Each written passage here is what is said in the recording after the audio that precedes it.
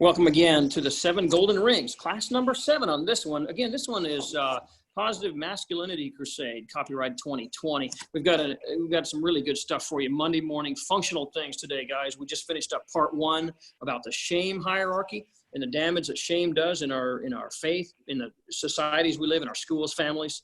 Today, part 2 on shame relief. That's our class number 7. Part 2 is a topic that's near and dear to all of us. We've all been affected somehow. This one's about shame and suicide.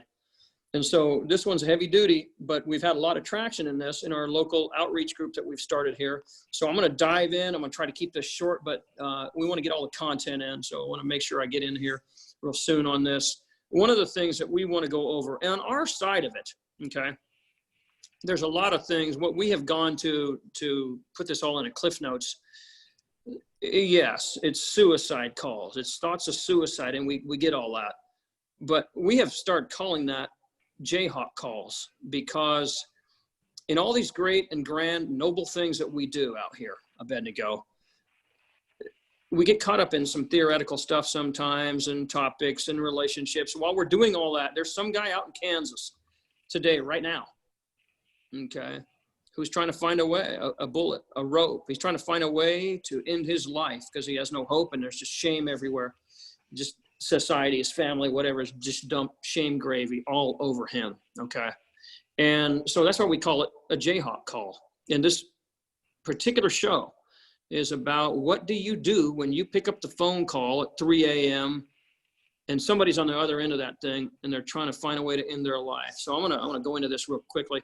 I'm going to dive in here. One of the things that we know, I'm going to break this down, and we're just going to start in on this on the Jayhawk calls, okay? Jayhawk call. And what we know is that's a suicide call. And you're going to get this. And this means suicide call. I just want to make sure I had these. We've had this a few months ago, and this is something that resonates with our guys. There's a few things I just want to review on this particular podcast on this one, what this all means. And I want to outline what a call looks like, how you can reach people and have a meaningful impact and keep somebody alive on the other end of this. Okay. And we'll hear a little bit. Each of you have stories, different ways, different people that have come into your life. Number one is what we want to know on this. Okay. I'm going to go over some timelines. Okay. I'm going to go over some timelines on this. What we do know, this is about a 7-minute call, okay, if you are able to make a connection, okay. Look, they want to end their life. They want to get on with this thing. And you might be the very last call they have. They don't have time to hang around, talk about all kinds of frivolous stuff. They're miserable. They're filled with shame. They're shame-ridden. Everybody's dumped everything on them. They have about 7 minutes that this call will go. Okay, now one of the things that I want to make sure we know in this 7-minute call, okay, is that you have to somewhere. You have to get to hope, okay? You need to get to hope within 4 minutes, okay? And what I mean on that is that they have to have hope. You need to get I'm going to say this. How about, will this work for you? You need to get them to a feeling of hope. How about that? Okay. And so they've got to get here in 4 minutes. If they have called you and you're a few minutes in here and it just sounds like the same stuff they've heard from everybody else, there's no hope yet on this. Okay. So they've got to get to hope within 4 minutes. Okay. And 4 minutes, they got to have hope. The next one I'm going to go to here is that somehow, how can we get somebody to have hope in 4 minutes? And what I'm going to do is I'm going to say this within 2 minutes. Okay. Now, if you're new to all this, suicide calls, all this stuff, if you're new to this, this sounds like, how on earth can you pivot a conversation in 2 minutes? In 2 minutes, Abednego, I want you to be talking here about the AB scale. AB, what we mean is this alpha beta scale, okay? Or shame hierarchy. You've got to get them shame relief. Now, you can use either one of these, okay? you can go A-B scale or shame relief. We've had the most success going with the A-B scale. Is what we've had, okay? And right now, I'm gonna go, I've got a lot here to go. So real quickly, Abednego, you had a guy show up in your office, okay? Yeah. Who's ready to end it all. And while you're talking, I'm gonna go to the next screen and I'm gonna put the A-B scale on here as you talk. That'll give me some time to write this stuff on here as you talk. Give us a couple minutes on how you changed a life that day. Well, actually, he called me on the phone. He had got my number. This is a kid that, and I say kid, he's 20 something. But I had coached him in a sport while he was in junior high. And so he remembered me. And so he reaches out, hey, you remember me? And I said, yeah, I remember you. And we began to talk. And so, I mean, we already have a rapport that's going on. We know each other. We're a small town. You know of each other, those kind of things. And so he gets right to it.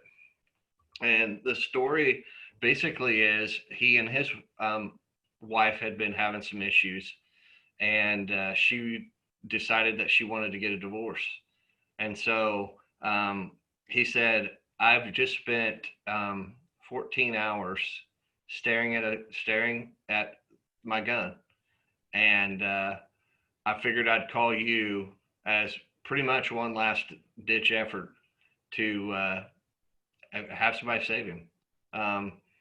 If I wouldn't have picked up, or if he couldn't have got a hold of anybody else, I don't know if he's here today. And so we began to talk, and we got to hope in a hurry.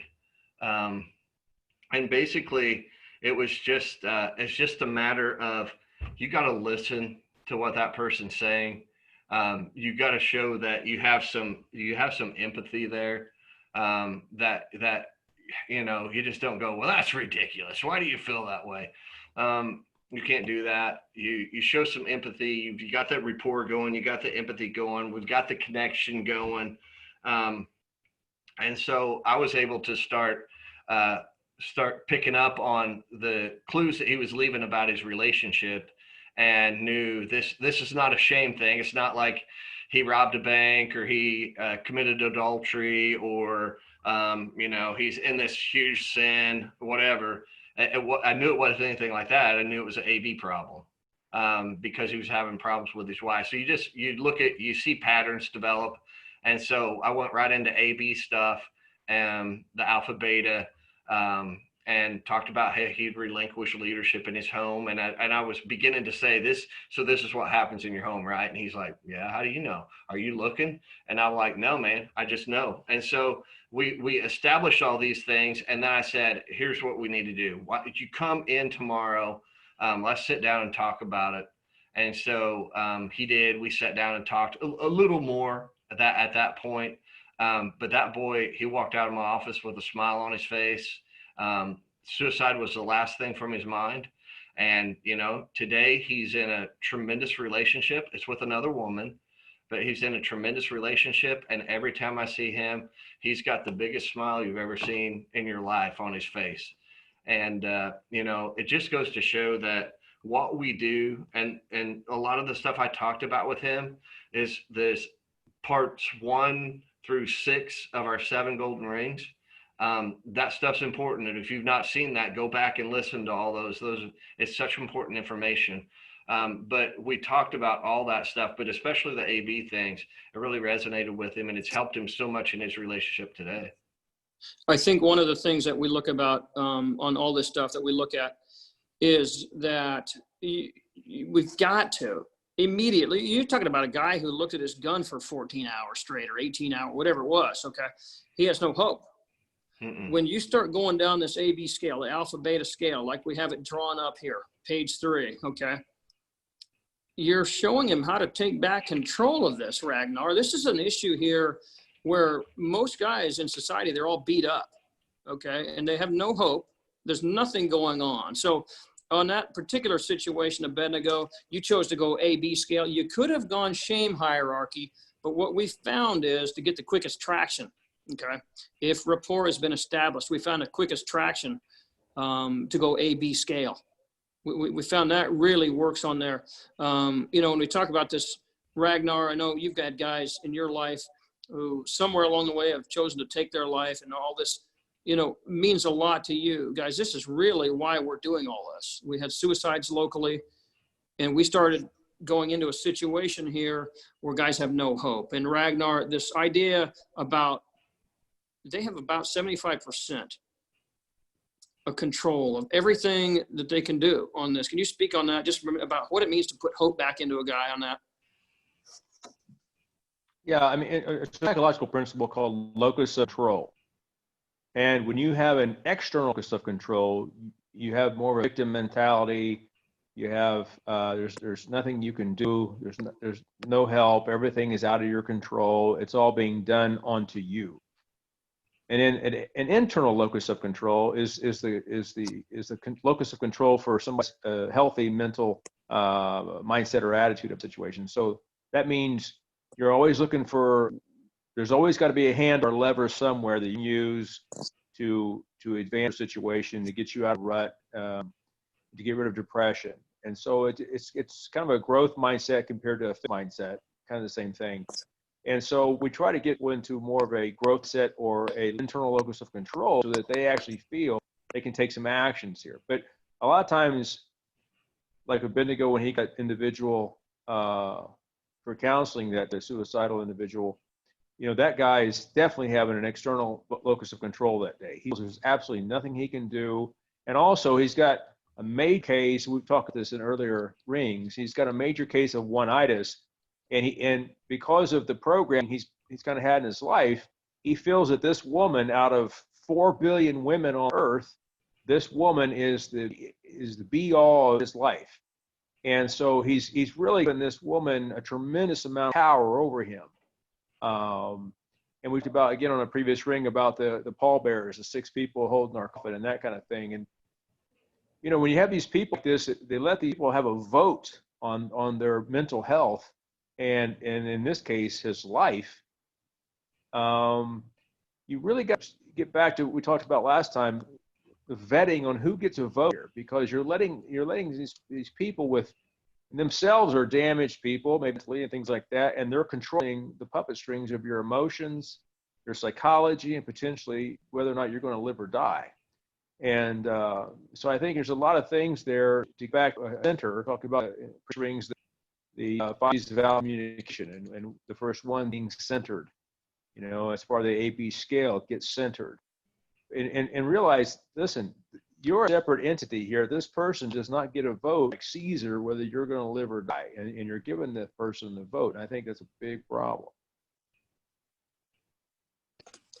It's a really odd thing that you bring up, because as important as that is, Ragnar, I don't even need to ask either of you or anyone listening out there, okay, how much of this they ever heard from anyone, how much of this is ever taught.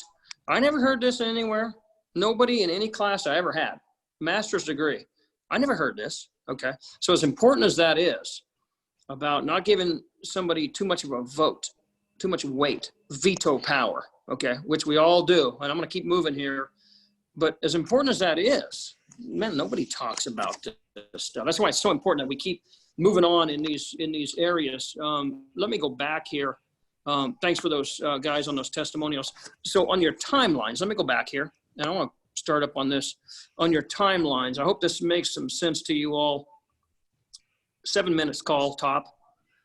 You've got to get to hope within 4 minutes, but somewhere, if you don't start in on this AB scale here, or shame relief here, okay, on the shame hierarchy, they're just going to feel like it's another talk about, come on now, Jesus died on the cross for you, and you got to have hope, and you got such a great family, and you can't just throw it all away. And they've heard all that before. They need something different, okay? And that's why, Abednego, when you went in here, and it's something that we've developed over a couple, 3 years now, Ragnar, is this AB scale, this alpha beta scale. But immediately, this puts all this hope back into them, because it puts their locus, it gets them centered back again, okay, on alpha behaviors, on making decisions, on being independent, okay, of the goodwill of others, or not goodwill. Okay. And so let me finish up on this timeline situation here. So you've got about 2-3 minutes to make an impact on this. Okay. Right now, timelines within 2 minutes, A/B scale. Number 4 is that if you can do this, okay, I'm going to start, how about if I start over here on the timelines? I'm going to go here on this timelines, and we're going to finish up on the timeline side of it. Number 4 here is that if you can get to hope, okay, let's just say that if you can get to hope, then what we know for sure in 4 minutes, if we can get to hope, okay, then this will be a longer call, okay? And that's what we're trying to do, is extend this out, okay? I think probably on that situation you talked about a bit ago, a guy was staring at his gun, looking at the gun barrel for 14 hours, okay? Well, when you left him that day, I bet you had a lot of confidence. Yeah, I'll see him tomorrow for a follow-up appointment. Yeah. I'll have a follow-up appointment and we will make this happen. Okay. So we know that, but I'm going to say this too.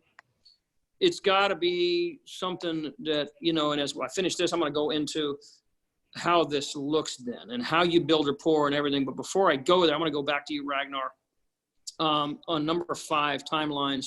Go for the appointment. Okay. Don't just hang out here and talk. Okay. Go for the appointment. So obviously in our world today, we have cell phones. If you take a cell phone call and this guy's across town and you aren't right away in the truck driving over here talking to this guy, there's something wrong here. Go for the appointment. Get a face-to-face situation in here. Okay. Do this thing. That's a life that is important. It's a breathing heart still for now. Go see this guy. It doesn't matter. It doesn't matter what you're doing. Get in and go for the face-to-face. And as soon as you can do that, because again, this person called you. And that's something that you brought to us, Ragnar, is that some people talk about fluff, conversations, any old thing. One of the things that you helped us develop here, okay, and it's really it's in your wheelhouse. We got to get off the cotton candy talk, okay, and move over to protein. Ragnar, tell us about that a little bit and how we can damage these opportunities when we see them if we just hang out here in cotton candy.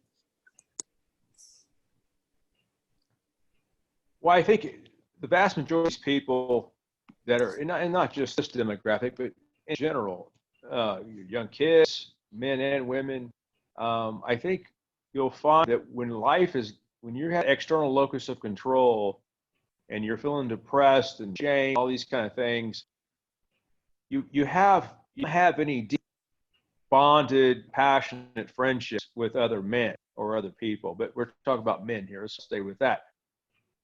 Society as a whole is trying to isolate men and take away any potential gatherings of men. There's all kinds of things for women now. There's women hospitals, there's everything. But you have men's clubs, so they expose up. And so it's very hard for men to gain that masculine intimacy, and which is crucial. I think it's crucial not only for the development of young men, but for the maintenance of the mental health for older men, is that cultivation of masculine intimacy. It's so powerful. It's been in the warrior cultures for millennia. You know, there's books written on it. There's a great book out now. I got named Younger. His last name is called Tribes. It was a bestseller a few years ago. It talks about that warrior ethos that develops that intimacy among men, which is why some of the guys that come out of combat want to actually go back, leave civilian world and go back into combat, because it's a level of intimacy they never experienced before. And it's actually a beautiful energy. So I think that those are protein relationships. And so most of these guys that are thinking about suicide and depressed, they have maybe 1,000 Facebook friends, and they tweet, and they have Instagrams and that, and they say hi at church, and they maybe, talk about local news, local sports or something, when up into somebody at the gas station. It's all cotton candy. There's no depth, there's no protein, there's no real intimacy in those relationships. And I think there's an inverse proportion. The more protein relationships you have, especially with other men, the less a chance you're going to be depressed and commit suicide. And I think really important, and we're going to do that with group that we developed down there.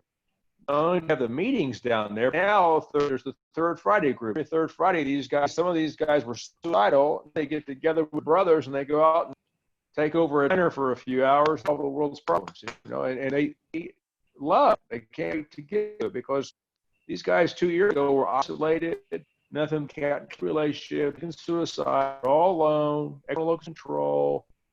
There's no way to turn this around. Now they're getting in a bus of a bunch of guys joking down the road, going to a dinner. And so, it's those protein relationships. It's hard to do the 7 minutes, but if you can bolt on some of that masculinity on, that's the maintenance part of it. I think initially you got to go a cold glass of water and get the A/B scale on. But if you want to stick long term, you got to bring in women come and go. Let's just be honest. Women will come and go in these relationships. But the male intimacy, they want. I mean, listen, the three of us on here have any court contracts about our friendships and our commitment to each other, and that. There's not legal document between the three of us. But we all three have trust here. We got all three, and we're, I need 10 grand shot, and don't have any questions. We're all going to show up, And so I think that these guys need that kind of Tijuana jail friends in their lives to maintain, so that they don't go, next time they break up girl, they don't go back into a suicidal situation. And so I think that the protein relationships, you do that in 7 minutes and discuss it. You can diagnose if they don't have that, which I guarantee you 100% of the time that's the case. But I think for the maintenance, which is a lot of these guys that meet with Third Friday group, the reason they're still alive is because they know Third Friday they're going to get together and they're going to have that brotherhood, and they all have their letter jacket there, the almost suicide group. That's letter jacket. They're got a letter jacket. They almost suicidal. And so they all have a connection there, and I think it's so important for the maintenance of this. And that, does that make sense? Yeah, it's a unique thing that we've developed that you're talking about. Okay, we've got a brotherhood, and there's anywhere the rotating guys, 50 to 60 guys have come through our program. I think the number is 62, I think. And so anytime we're all in a group chat. Okay, the other day, one of our guys, his wife, I believe she had a stroke.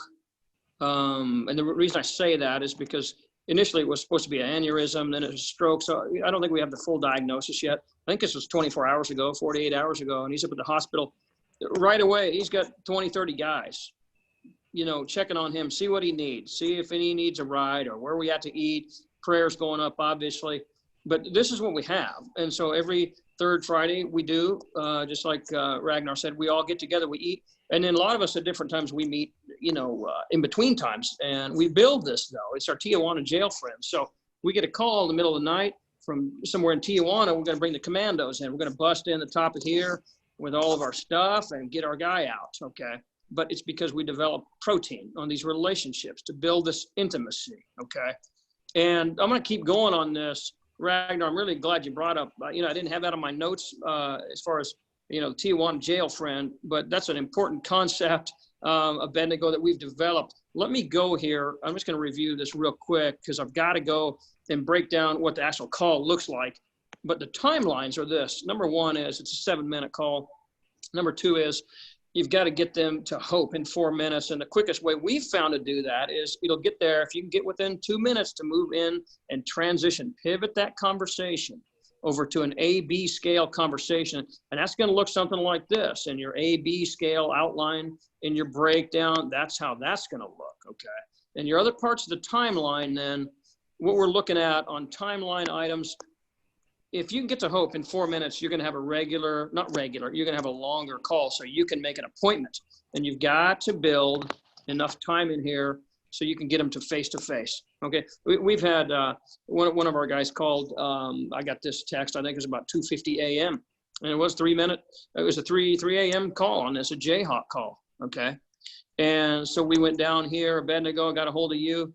We stabilized that situation. Next night we went down there, drove an hour and a half, met with this guy. It was about his son, I believe. And we put a plan of action in place, got him to hope right away. Okay. So we could move on and he could move on. And then we could sleep again at night without worrying about, is he going to be alive in the morning, when the sun comes up.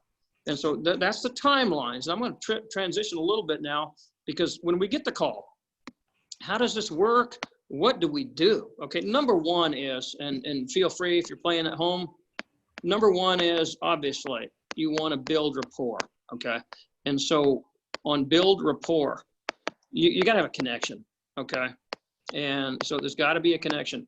Now, there's different ways to do that, but what I would say is this: don't hand him off, okay? Don't hand him off to somebody. He called you, okay? Don't hand this guy off and tell him to go talk to the preacher or tell him to go do whatever. He called you. This might be his last call, okay? Don't hand off the guy to someone else. You've got a connection.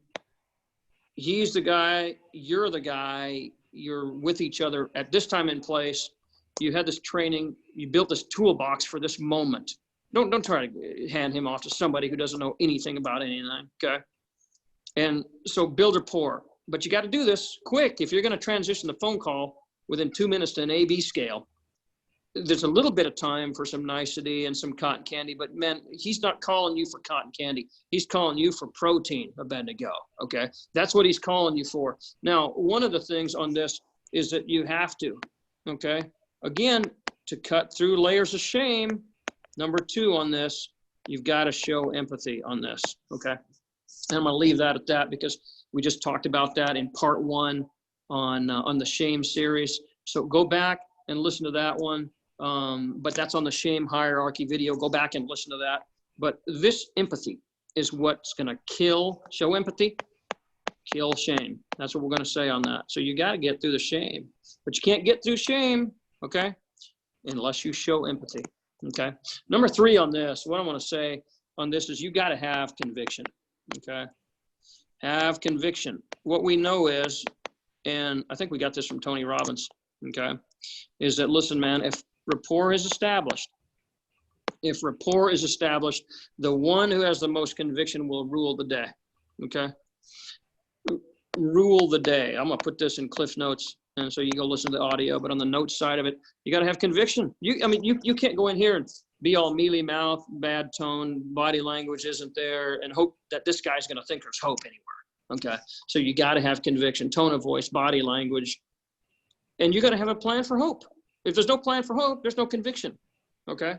And so that's how that goes on this. Now, this is something we've talked about. Again, if you need some help on this, contact us, okay? Crusader1921@gmail.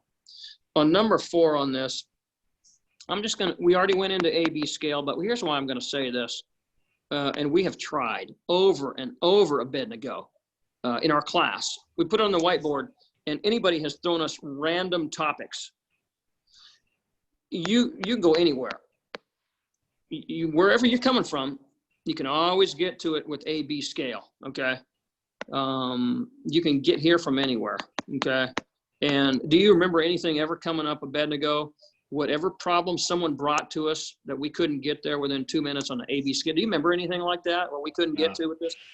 Yeah, everything goes back there. Everything. It really does. It really does. So whatever their problem, how about this? Whatever their problem, it doesn't matter. Listen, it'll always be the same things. Now, again, Ragnar, pattern recognition, right? It'll always be, when you break it down, it's always just 2 things, Ragnar, and it always is, okay? It's always sex and shame. Now, someone will say, oh, not my deal. My guy had a substance abuse. Yeah, that's just shame again. Okay.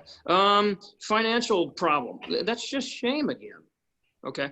Someone got fired. Someone got a divorce. Hey man, they got somebody pregnant. Okay, whatever. It's all sex and shame. And what we found is, working through this, developing this curriculum, this content, I don't care. Whatever you bring, we haven't seen anything new. There's no new stuff. You can always get to a place where on the A/B scale, you can help them because it puts them back in charge, gets them back control. And with control, you have hope on this, okay? And I'll put number 5 on here. It's really key. I know we're trying to wrap this up. You got to get them talking, okay? Get them talking. Now, one of the things that I don't feel bad about, but is a little bit lesser in this format, Abednego, you've been a part of all these conversations. What we're doing here in about 25 minutes, we're breaking down a Jayhawk call. Ordinarily, this is a 2-hour presentation, okay? So we talk about keywords, okay? If someone says, you know, they're worthless, they have no hope, these are suicide trigger comments and phrases that we've got to be tuned into. But get them talking. You got to get them talking. If you get them talking, this is a win. This is a win on this, okay? And I think, I'm going to go back to you, Ragnar, on this. When I said a minute ago, if you can just do this briefly, because it seems like I'm still having a problem with some modulation on audio, about pattern recognition, everything that we found anyway, Ragnar, is sex and shame, and how important it is to be able to recognize patterns. That's something that's helped a lot. Can you comment on that just real quickly on that? Well, with lack of awareness, human dynamics, sexual dynamics, work dynamics, any kind of people dynamics look very confusing. It looks messy. It's kind of foggy. It's hitting you from all sides. And you know, when you're right in the midst of that mess, it's like being inside a blender. You just confused and stressed. I think at times we've all felt that. Once you develop that awareness and realize there's probably around 8 or so patterns for most humans, and you kind of get that 20,000 foot view, the fog blows away. You get back, you're more centered, you're able to take a breath, and once you recognize that if this happens and this happens, there's a good chance that this is going to happen. And if you start seeing that happen at work, with your relationships, with your kids, in a traffic jam, whatever, you can start recognizing. And so what it goes back to what I said earlier, it gives you back that internal locus of control. Now you feel you're in control, because now if you can predict, consistency is a big predictor for safety and confidence. When you have consistency in your life, now that can create some boredom. We've talked about that as far as relationship things. So you gotta up some. But as far as your own mental health, a positive consistency where you can recognize those patterns and know that, okay, if I do this and this person will respond this way. If they do this and this, if I respond this way, I'll get this result. If I respond this way, I get this result. And you have that consistency, just like an algebraic formula, that you can recognize and know with pretty good chance that if you follow certain things, or if this person's behaving a certain way, that if you push 2 or 3 buttons there, turn 2 or 3 knobs, you can affect some change there, and also keep yourself feeling like you're more in control of your life, which is going to increase your self-esteem, self-image, and it's going to decrease your depression and your desire to do harm to yourself.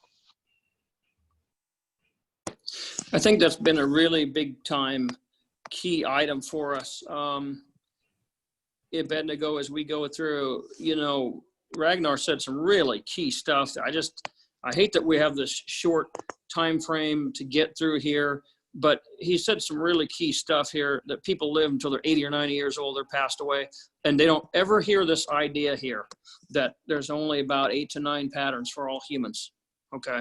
Then I know he's being generous on that, because there's probably really 5 or 6, but just because there's some outliers in today's world, we're going to say 8 to 9. There's not 50. You don't have to know 20 things to understand about people. And someone will raise their hand even on this thing and say, hey, you know, you're not going to get to someone have hope in 2 minutes. What are the mechanics of that? When you look at that, Abednego, how on earth can you get to put in hope within, you know, on an A-B scale? You just talked about all that. And so how do you pivot a conversation immediately and start short-circuiting that negativity and someone's life out of control? How do you do it? Give me 30 seconds on, if you're telling me, Abednego, you can do this in 2 minutes, then you give me 30 seconds right now and you give live demonstration on how you do this. Go. Well, basically, this is what I would do. Depending on whether or not you have rapport, you got to get that rapport. You got to find something that ties you with that person, whatever that is. If you're both into hunting or racing or reading books or whatever, you got to find something. Just that you're human beings.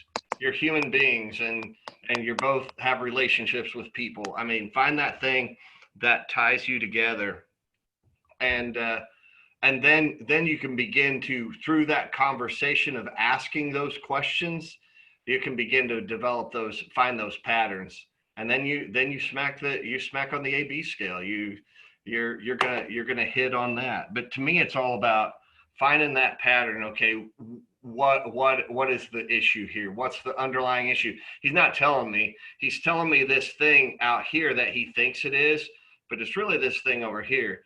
So once I think I got the pattern, then I can go in and I can start hammering him and saying, well, I bet when you do this, this is what happens. And then he's like, oh, yeah. I know. Well, I bet when you do this, this is what happens. Oh, yeah. And how do you know? Are you watching me? No, man, it's a pattern.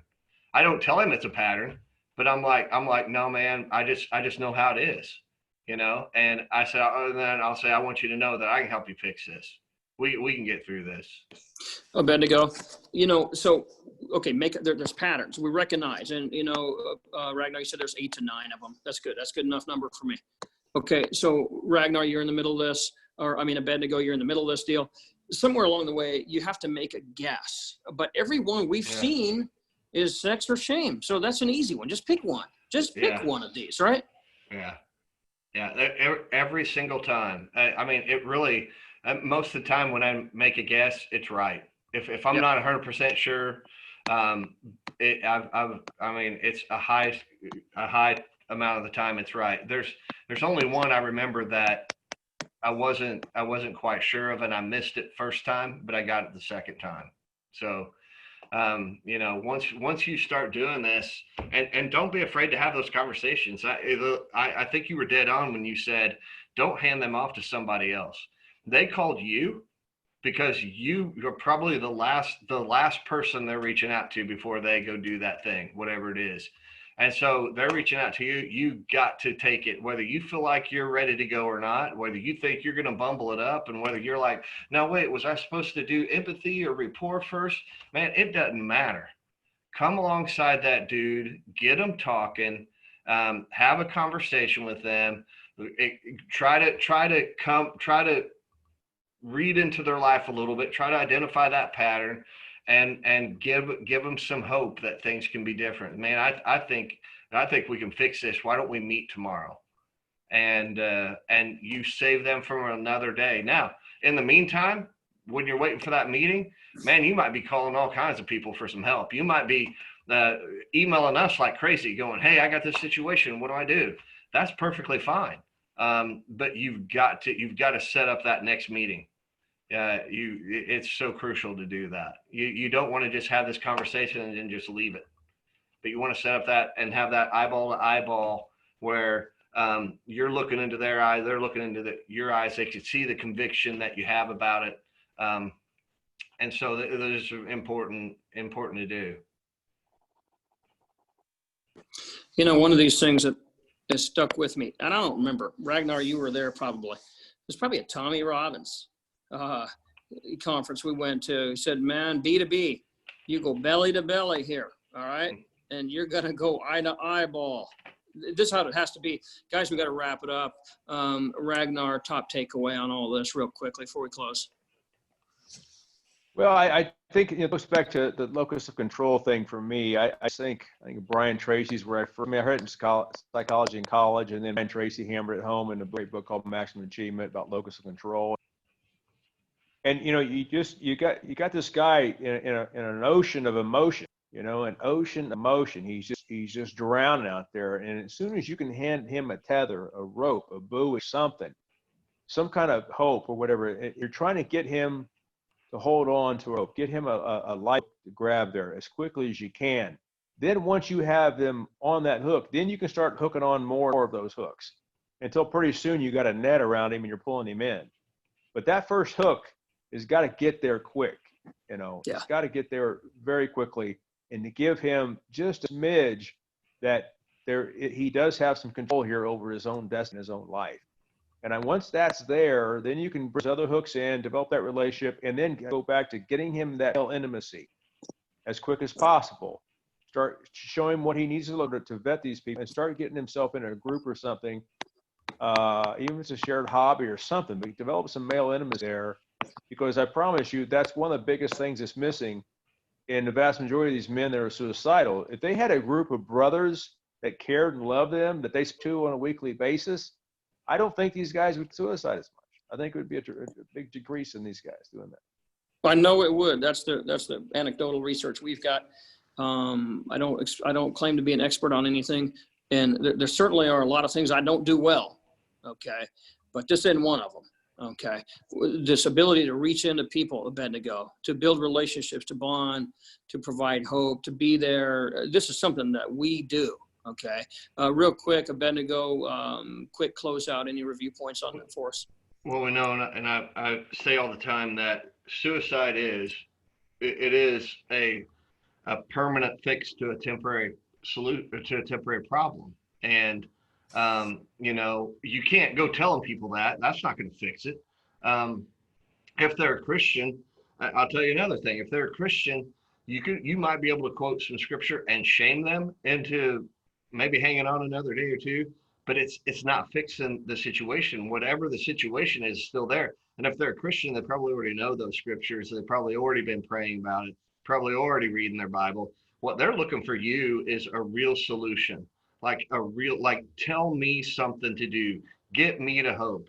And so this is why it's so important to know these topics that we're talking about, to have studied it, so you can have something to tell him, to get him to some real hope that he can apply that very day, that he can start applying that. Yes, Jesus is our hope. I would never say Jesus is not our hope. He is our hope. But if you're talking to another Christian, he already knows that.